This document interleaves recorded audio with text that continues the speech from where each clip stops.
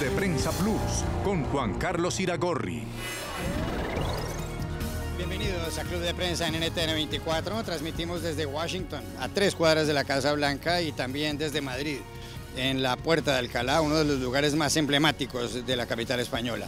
No olviden ustedes que al final de este programa lo pueden ver completo, o pueden ver a partes en nuestra página de Facebook, también por nuestra cuenta de Twitter, y el audio, el podcast, lo pueden escuchar en SoundCloud. Y ahora les doy la bienvenida a nuestros 3 invitados en el día de hoy, que están en la capital de los Estados Unidos. Son Dori Toribio, corresponsal española de la cadena de televisión 4, Xavier Vilá, analista catalán, y José López Zamorano, corresponsal jefe de la agencia mexicana de noticias Notimex. Bienvenidos a este programa. Muchas gracias, Juan Carlos. Gracias. Gracias, buenos días. El primer asunto tiene que ver con una decisión tomada por el presidente de Estados Unidos, Donald Trump, y anunciada anoche a las 8:40 de la noche, hora de la costa este de los Estados Unidos, en Mar-a-Lago, en el resort, en el hotel que tiene en la Florida, en donde estaba reunido con Xi Jinping, el presidente de la China. El señor Trump dijo que había dado la orden de que fueran lanzados 59 misiles Tomahawk contra una base aérea de Siria, la base de Al-Shairat, desde donde, según el señor Trump, despegaron los aviones que causaron el ataque con armas químicas el martes de la semana pasada en la provincia de Idlib, en territorio sirio, en donde murieron al menos 82 personas, muchas de ellas eran niños, otras eran mujeres, y perecieron como consecuencia del gas sarín. Dijo el señor Trump que este ataque había sido ordenado no solamente por el horror de la tragedia, sino también porque es el deber de los Estados Unidos reaccionar contra este tipo de ataques.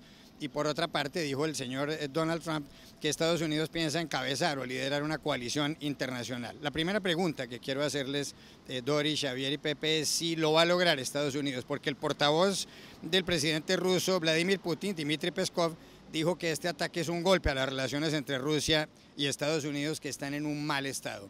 ¿Logrará Trump organizar esta coalición internacional, sí o no?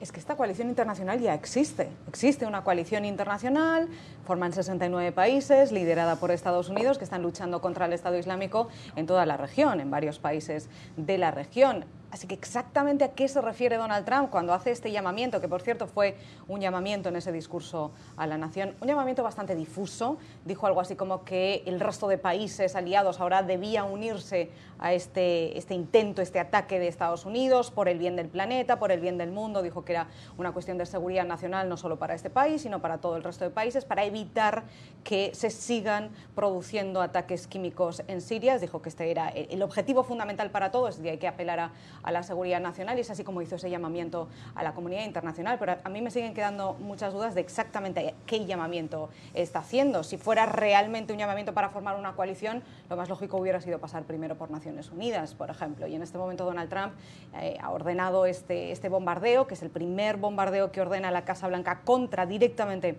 el régimen sirio, sin ni siquiera pasar por el Congreso de Estados Unidos, aunque como estamos viendo, eso de momento tampoco parece importar mucho a los líderes del Congreso aquí, ni a los líderes republicanos ni a los demócratas, que están aplaudiendo de momento esta decisión del presidente. Vamos a ir viendo cómo se desarrolla en las próximas horas y cómo van aumentando las voces de protesta, pero de momento digamos que las voces que más mandan tanto en el Congreso como en el Senado de Estados Unidos, las voces republicanas y las voces demócratas, están dando el visto bueno a esta respuesta de Donald Trump, que dice que es una respuesta medida, una respuesta justa, una respuesta además limitada. Aquí se da por hecho que se va a reducir a este ataque durante una noche con esos 59-60 misiles y contra ese objetivo muy concreto, que sería esa base aérea del régimen sirio, que está en la provincia de Homs y desde la que Estados Unidos calcula que se produjo el ataque químico de esta semana. Así que ahora quedan muchísimas preguntas en el aire. La primera sería esa, el papel de la comunidad internacional, pero sobre todo, antes que esa pregunta, yo me plantearía, ¿y ahora qué? ¿Qué es lo que va a hacer ahora la administración Trump? Después de este ataque anoche, va a ser un ataque aislado, se va a construir una estrategia, se va a pasar por el Congreso, se va a dar explicaciones a Naciones Unidas, se va a construir construir una red internacional. ¿Qué es lo que va a pasar ahora? Porque la sensación que hay es que esta ha sido una reacción improvisada, construida por la reacción del presidente de Estados Unidos en las últimas 24-48 horas, después de ver las imágenes del ataque, y no parece muy bien que detrás hay una estrategia sólida de hacia dónde va esto, pero como digo, estamos todavía en las primeras horas tras la evolución del ataque. Vamos a ver hacia dónde va esto, vamos a ver hacia dónde va la administración Trump y vamos a ver hacia dónde escalan las reacciones del resto de países, porque aquí también está otra de las claves. Bueno, primero que nada yo diría que realmente fue un golpe de timón maestro por parte de la administración Trump porque le permite cumplir varios objetivos. Por una parte, número uno, muestra que no está encajonado en su retórica presidencialista, la que había adoptado desde la campaña presidencial, en el sentido de que él no iba a ser el presidente del mundo, América primero. Ha mostrado un nivel de flexibilidad que de alguna manera se debe de aplaudir porque muestra que es un presidente que de alguna manera sería capaz de responder a las circunstancias del momento y no necesariamente estar sujeto a las promesas que hizo. Muchas de ellas, todos lo sabemos, han sido criticadas duramente. Por otra parte, le sirve como un desmarcamiento de lo que eran las políticas del presidente Barack Obama. Todos recordamos aquella línea roja que pintó en el suelo cuando advirtió que el uso de armas químicas por parte de Bashar al-Assad sería de alguna manera una antesala de una posible acción militar. Ocurrió el ataque y la administración Obama no hizo nada. Es de alguna manera un encauzamiento a esta doctrina Obama de dirigir desde atrás. El presidente Trump está mostrando que es capaz de ir incluso más allá del multilateralismo de las Naciones Unidas cuando se justifiquen las circunstancias.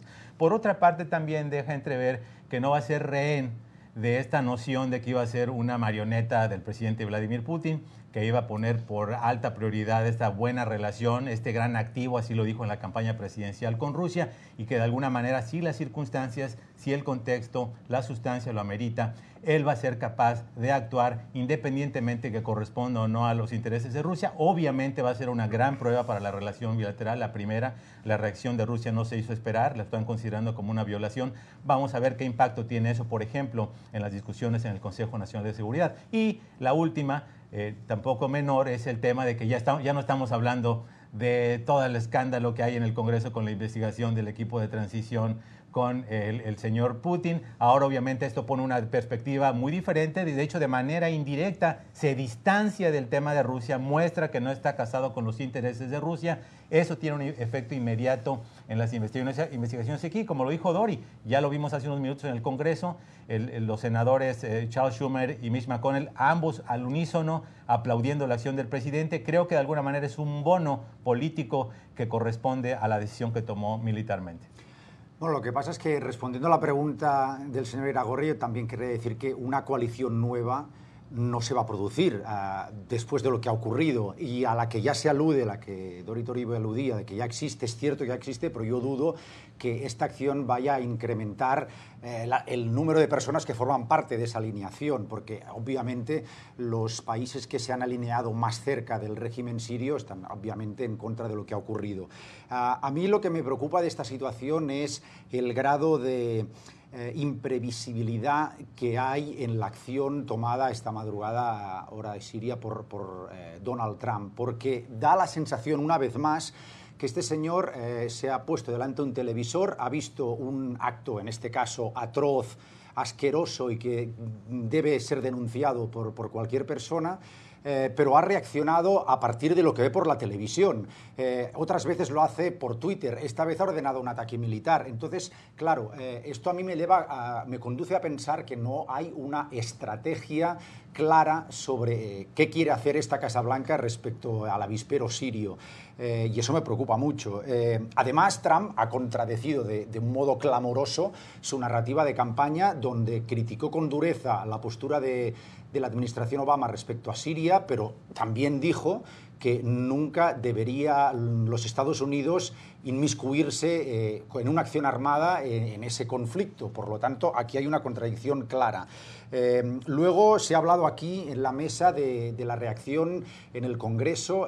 Yo la verdad opino que el partido del presidente se ha escindido todavía más a propósito de esta acción, porque ayer escuchábamos un sector, que es el que representa, por ejemplo, John McCain, aplaudiendo la acción militar y un poco buscando la perspectiva de que la administración todavía acometan más ataques para hacer caer políticamente a Bashar al-Assad, pero luego tenemos otro sector, que es el que encarna gente como Rand Paul, escandalizado porque la Casa Blanca no haya consultado al Congreso a propósito de esta acción y poniendo sobre la mesa la posibilidad de que esta haya sido una acción ilegal, porque si bien es cierto que el presidente de los Estados Unidos tiene la autorización para utilizar la fuerza que fue concedida, esta autorización muchos años atrás, al abrigo de los atentados terroristas del 2001, también es cierto que se espera del comandante en jefe que antes de una acción de este calibre consulte con el Poder Legislativo. Por lo tanto, hay muchos claroscuros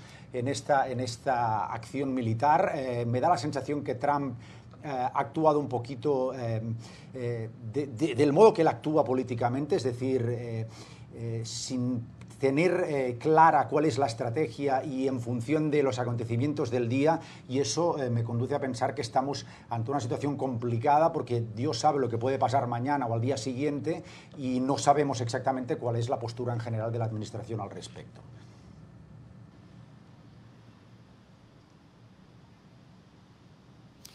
Hay otro asunto que llama la atención como consecuencia de este ataque con 59 misiles Tomahawk de parte de Estados Unidos contra una base aérea en Siria, y se relaciona con una entrevista que dio en las últimas horas en Nueva York, en el Lincoln Center, Hillary Clinton, exsecretaria de Estado, fue jefa de la diplomacia estadounidense en el gobierno de Barack Obama y candidata presidencial demócrata derrotada por Trump el pasado 8 de noviembre.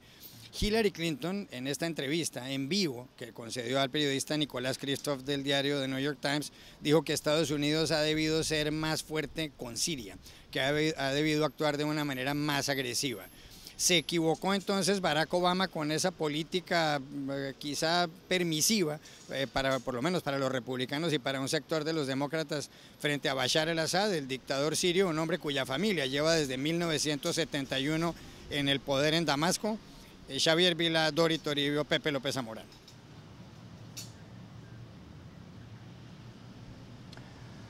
Bueno, yo creo que no. Yo creo que Obama no se equivocó. Yo creo que Obama honró su promesa electoral, que era la de no intervenir militarmente en otros países a menos que la situación fuera clamorosa. Es cierto que el atentado, o sea, la acción con previsiblemente gas sarín de esta semana en Siria conduce a la reflexión respecto a cuál debe ser la reacción, lo que acabamos de comentar, pero Obama concurrió a las elecciones, si nos acordamos de esa campaña electoral, bajo esa promesa, y un poco haciendo memoria como reacción a una época, la de George Bush, donde los Estados Unidos, en fin, invadieron Irak, entre otros países, mantuvieron su presencia militar en Afganistán tras los atentados a los que aludía yo antes del 11 de septiembre del 2001.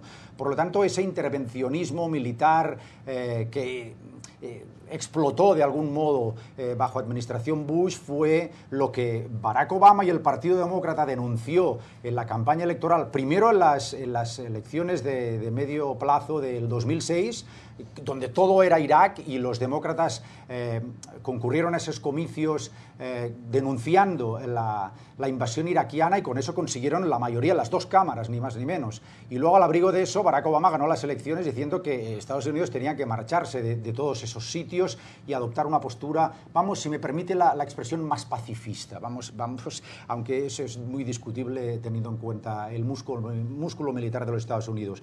Por lo tanto, la respuesta es no. Obama, yo creo que no se equivocó. Luego le crecieron los enanos en su propia administración, porque claro, Hillary Clinton como secretaria de Estado protestó por la política de la administración Obama en Siria y no fue escuchada.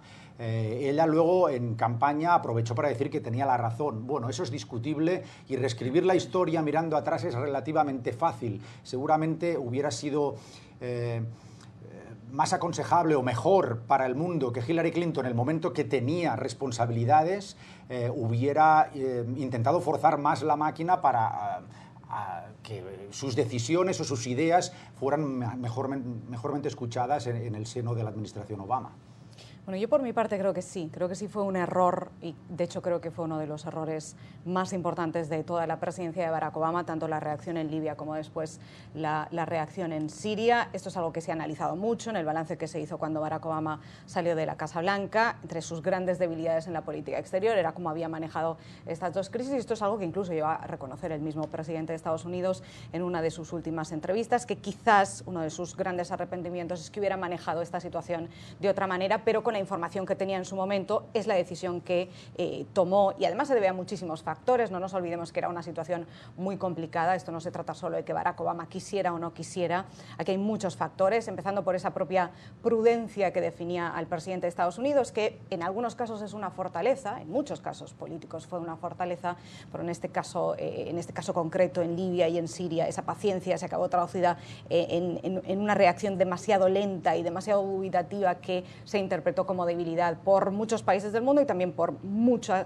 parte de la clase política aquí en Estados Unidos. Pero Barack Obama en su día dio otras muchas razones, como también recogía Xavi ahora. No quería cometer los errores de Irak, ya no quería que Estados Unidos fuera la policía del mundo, y además también recordemos que en aquel momento Obama estaba esperando la reacción de otros países, porque él insistía en que toda la comunidad internacional tenía que reaccionar al unísono, y en aquel momento la Unión Europea estaba paralizada, estaba todo el planeta mirando hacia Estados Unidos, que es lo que acaba pasando siempre, que cuando hay una crisis la mirada se dirige hacia el presidente de Estados Unidos, y si reacciona bien y si no reacciona mal. Es decir, esta situación complicada que una y otra vez trataba de explicar el presidente Barack Obama. ¿Qué acaba pasando al final?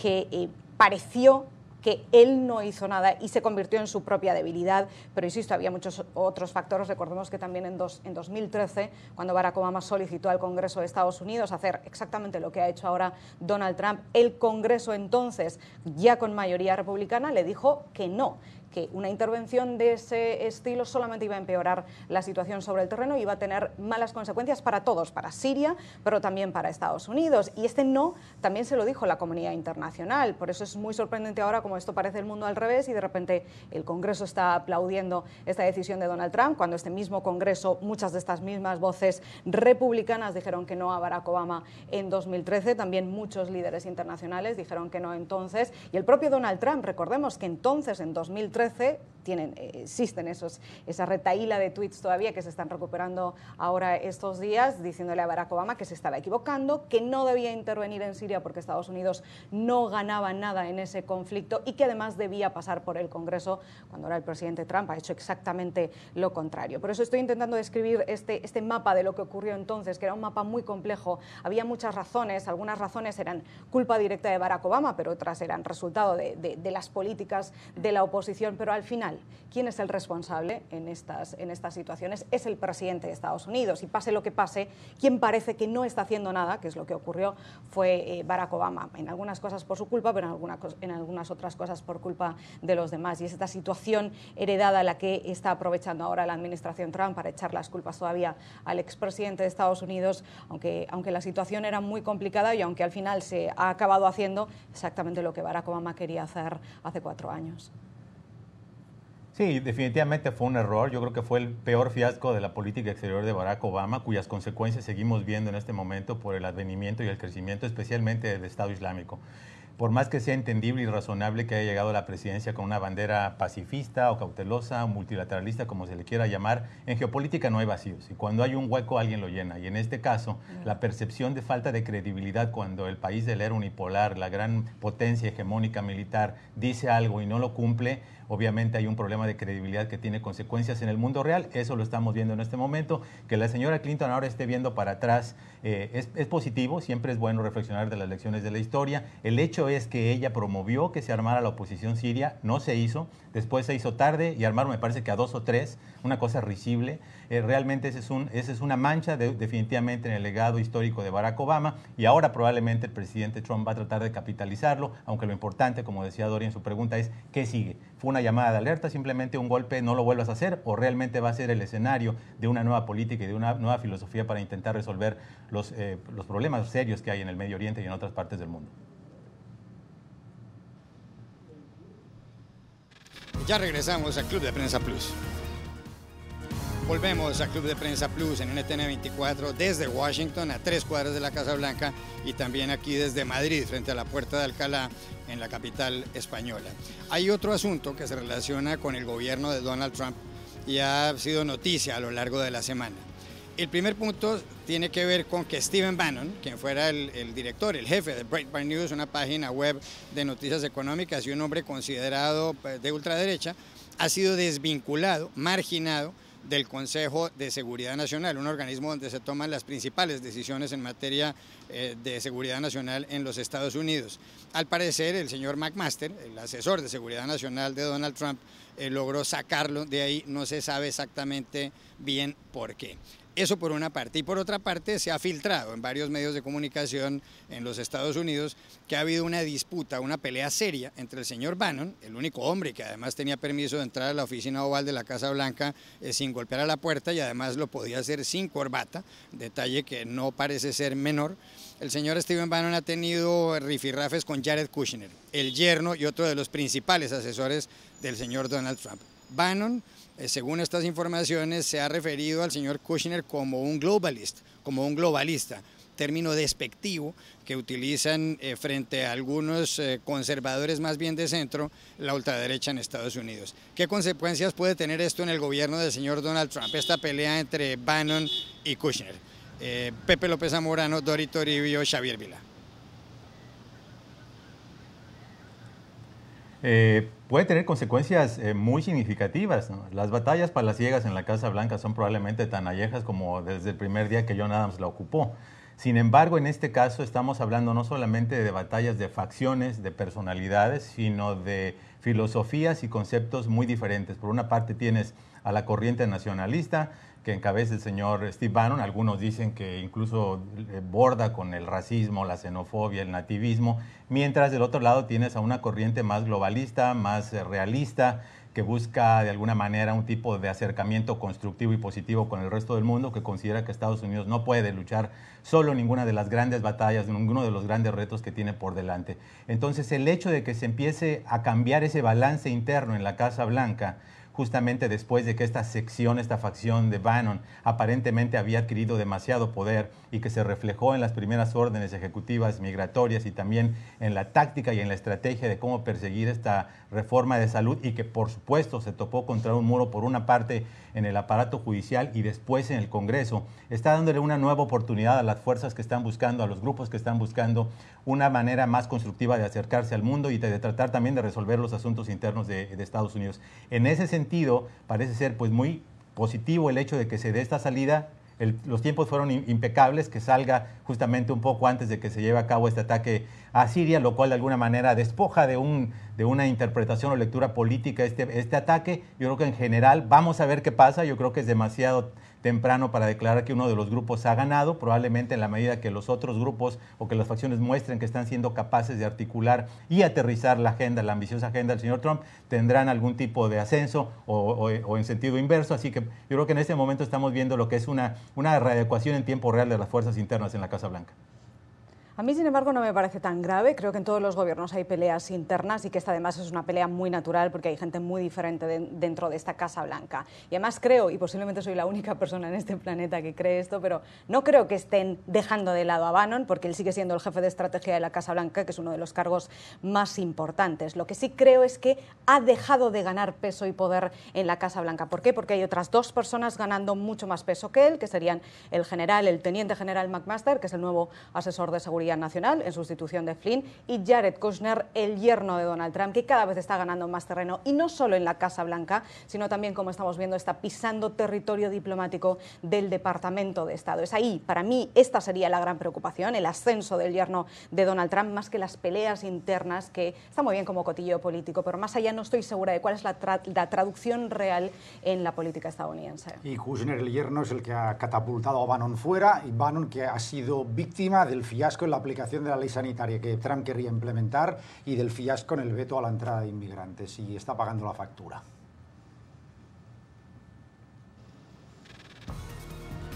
Ya regresamos a Club de Prensa Plus. Tema relacionado con España y con el terrorismo. La banda separatista vasca ETA, que ha cometido varios atentados terroristas y ha asesinado a más de 800 personas desde cuando fue fundada el 31 de julio de 1959, anunció que este sábado, el 8 de abril, su desarme será total, que va a entregar todo el armamento a parte de la sociedad civil vasca. Algunas personas en España desconfían de este anuncio de ETA, que está prácticamente derrotada militarmente, y no se sabe muy bien qué irá a pasar de aquí en adelante. La pregunta es, y empiezo por Dori Toribio, por Xavier Vilá y por José López Zamorano, si el señor Fernando Savater, filósofo de origen vasco, tiene razón cuando en una entrevista reciente dijo: no queremos que ETA cambie las armas de matar por las de mentir. ¿Será que ETA va a dejar de matar y va a empezar a mentir? ¿O la verdad es que ella está completamente derrotada? Xavier Vilá.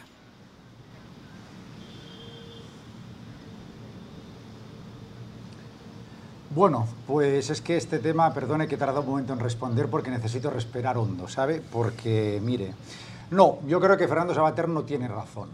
Es una opinión personal e intransferible, naturalmente, pero en general, en estos temas tan espinosos, donde opino que es necesario el diálogo, donde nunca, creo, se va a encontrar una solución a satisfacción de las partes, todas las partes implicadas, porque estamos hablando de muertos y eso es muy complicado.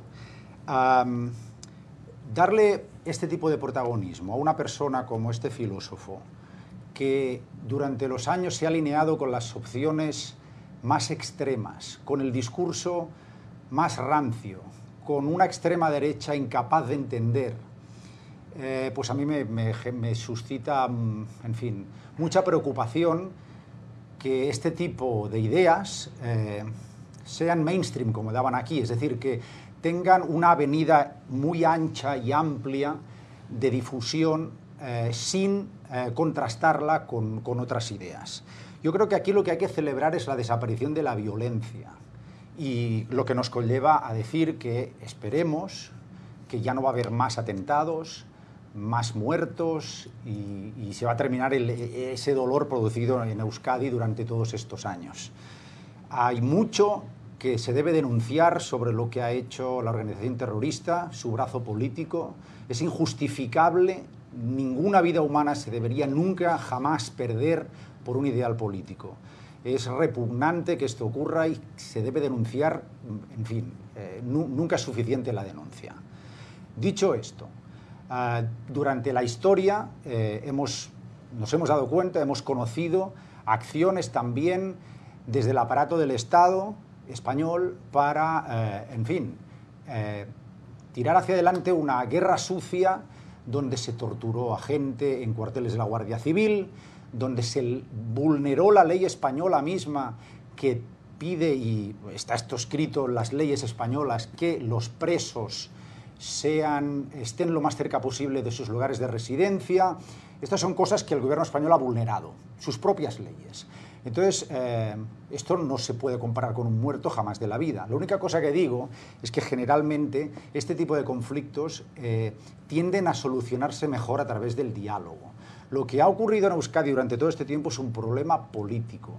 Y como siempre ha ocurrido desde el gobierno español, nunca se ha reconocido esta problemática de un problema político y se ha decidido no negociar, no hablar. Más que clandestinamente, que luego también hemos aprendido eso.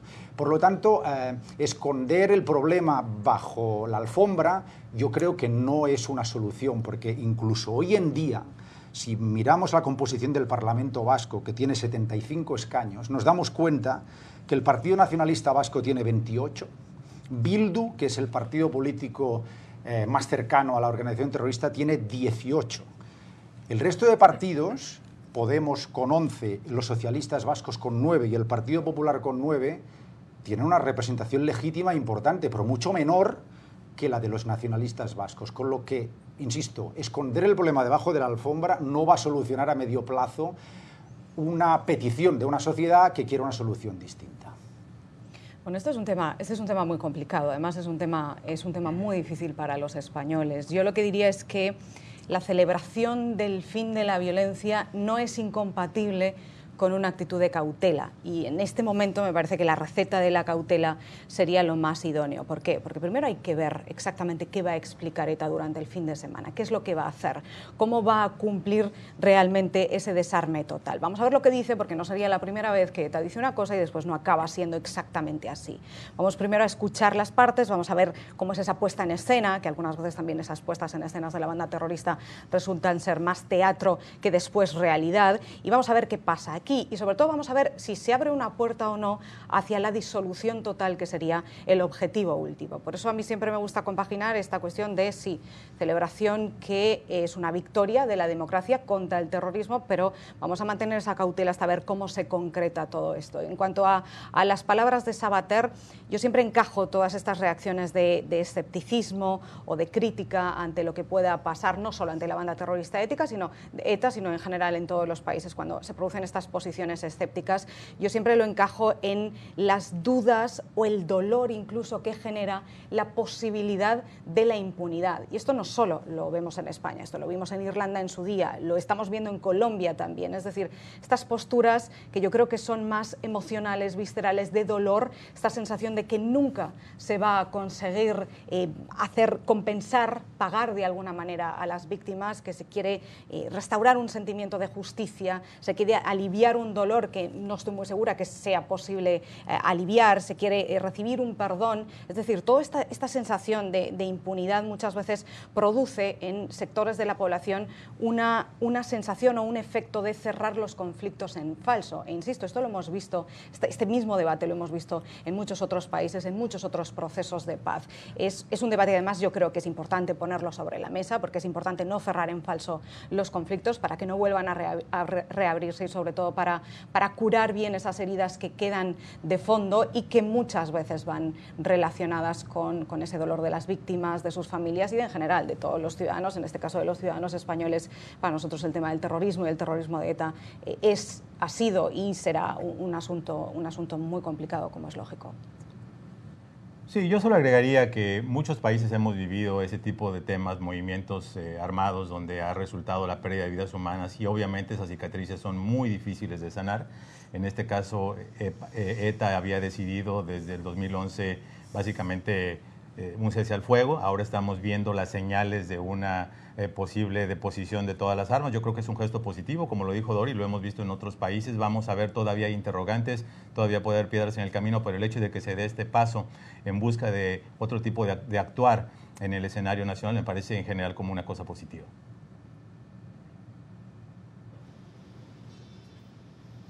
Un asunto adicional y se relaciona con Venezuela, en donde gobierna el presidente Nicolás Maduro. El secretario general de la Organización de Estados Americanos, de la OEA, el ex canciller Luis Almagro, ha pedido reiteradamente no solo que se active la Carta Democrática de ese organismo para Venezuela, para fortalecer la democracia en ese país, y no solo ha pedido que se libere a los presos políticos por una parte, y por otra parte que se celebren elecciones libres, sino que además el señor Almagro ha dado una entrevista en las últimas horas a BBC Mundo y ha dicho que Venezuela es una dictadura y que el país está siendo saqueado por sus gobernantes. ¿Tiene razón Almagro, Pepe López Zamorano, Xavier Vilá, Dori Toribio? Bueno, yo no sé si necesariamente las etiquetas en este momento ayudan mucho a distender la situación de lo que está pasando en Venezuela. Yo me iría más por un aspecto descriptivo, y creo que en ese sentido fue muy clara la expresión que se tuvo en la Organización de Estados Americanos, en el sentido de que había una alteración del orden constitucional en Venezuela, de que había necesidad justamente de que se reconociera eso y de que se restableciera el orden constitucional en ese país. El hecho de que el secretario general de la OEA haya estado insistiendo en esta noción de que se invoque la Carta Interamericana, pues hemos visto que hay un número creciente de países que han estado dispuestos a mostrar su preocupación por el curso de eventos en Venezuela. Hasta el momento no hemos visto, desafortunadamente, que haya habido una reciprocidad por parte del gobierno de Venezuela de tratar de llegar a algún tipo de concertación política con las fuerzas que están interesadas en una solución a la problemática del país. Vimos nuevamente movilizaciones, vimos nuevamente quejas de que hubo aparentes actos de represión contra los manifestantes. Yo creo que sigue todavía en pie ese llamado que está haciendo de alguna manera la Organización de Estados Americanos y otras voces que han tratado de poner su granito de arena para resolver el conflicto, en el sentido de que hace falta que no solamente se sienten a la mesa a platicar, sino que los acuerdos que se han llegado, como los que se llegaron en algún momento con la Mesa Democrática a través de la intermediación del Vaticano, realmente se materialicen. Yo creo que hemos visto demasiados problemas en Venezuela en términos del abasto, del sufrimiento diario de las personas, de los problemas de escasez que ha sufrido la economía. Yo creo que hace falta realmente que sí se den pasos positivos hacia una solución que sea acordada y que sea pacífica. Bueno, en ese sentido, la verdad es que coincidiría bastante. Podemos etiquetar lo que está ocurriendo en Venezuela con el término dictadura. Personalmente creo que sí que lo es, pero también entiendo que no ayuda a poner esas etiquetas a la resolución de lo que está ocurriendo ahí. Aquí lo preocupante es que la gente tiene muchos problemas en Venezuela, la sociedad está totalmente dividida entre unos y otros, y eso no es lo mejor para que el país progrese. ¿Que le quieren llamar dictadura? Vamos a llamarla, es lo que, insisto, yo opino, pero tampoco eso conduce a una solución. Es diálogo, negociación y una solución que sea la más válida posible para el mayor número de gente. Yo coincido en el análisis de los compañeros y lo único que voy a añadir es algo más que nos han mencionado, es que yo encajo todo esto en una escalada retórica que se está produciendo en este momento, escalada retórica que ha protagonizado el gobierno de Venezuela contra la OEA, pero ahora, como estamos hablando de Luis Almagro, del secretario general de la OEA, también está elevando el tono de las acusaciones en contra de Venezuela. ¿Por qué? Pues porque este es el momento de aumentar la presión. La Organización de Estados Americanos se está planteando esa activación de la carta diplomática, se están elevando el tono de las denuncias contra Venezuela, y este es el momento en el que el secretario general tiene que elevar el tono, elevar la retórica y elevar esas acusaciones en contra de Venezuela, porque es la presión ahora cuando tiene que aumentar. El Foro Económico Mundial de Davos ha publicado la lista de los países más amigables para los turistas. Y aquí está, vamos a ver, aquí está. En el listado dicen los señores del Foro Económico de Davos que los países más amigables para los turistas son España, Francia, Alemania, Japón, el Reino Unido, Estados Unidos, Australia, Italia y Canadá. ¿Les sorprende alguno de estos datos?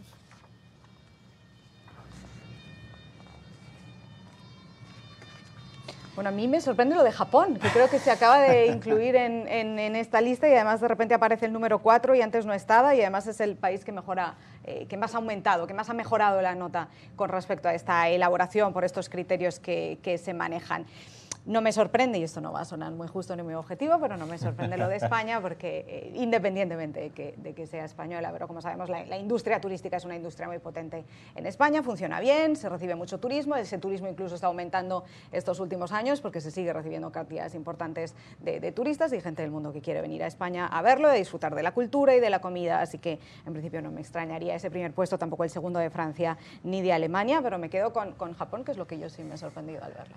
Bueno, a mí me sorprende absolutamente, no que esté España en primer lugar, sino que no esté ningún país latinoamericano. Así que para mí lo que está claro de esta encuesta es que las personas que participaron no han ido a América Latina.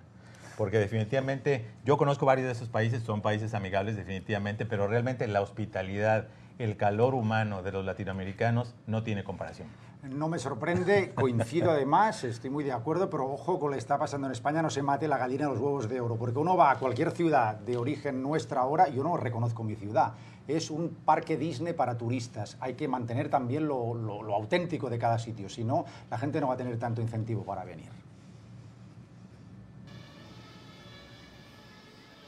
Ya regresamos a Club de Prensa Plus.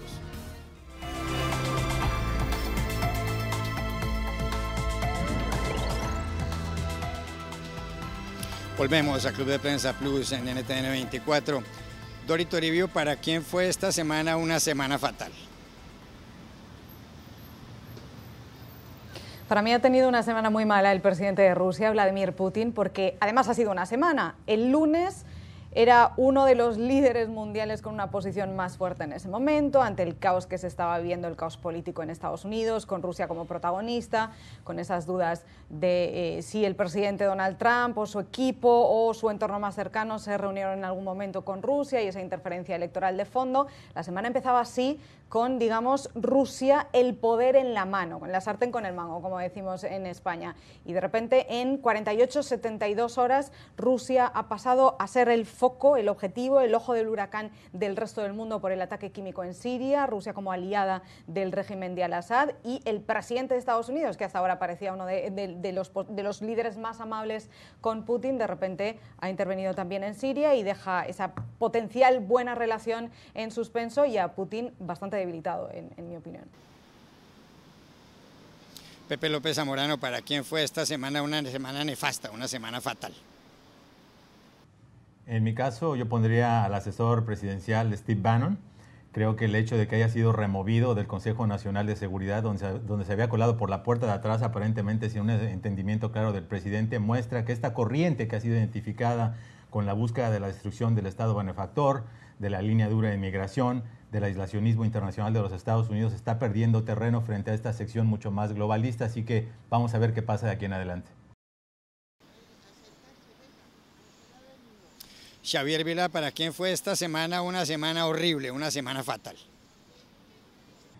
Bueno, pues yo me quedo con Mitch McConnell, el líder de la mayoría republicana en el Senado de los Estados Unidos, que unilateralmente ha orquestado un cambio en las reglas de la Cámara para que hoy se pueda confirmar a Neil Gorsuch como nuevo miembro del Tribunal Supremo.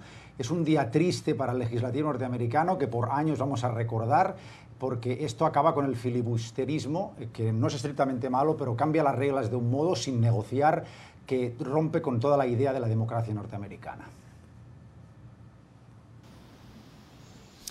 Gracias, Dorito Arevio, por haber estado en el Club de Prensa Plus. Gracias a Xavier Vila y gracias a Pepe López Zamorano. Y a ustedes los espero en una próxima oportunidad.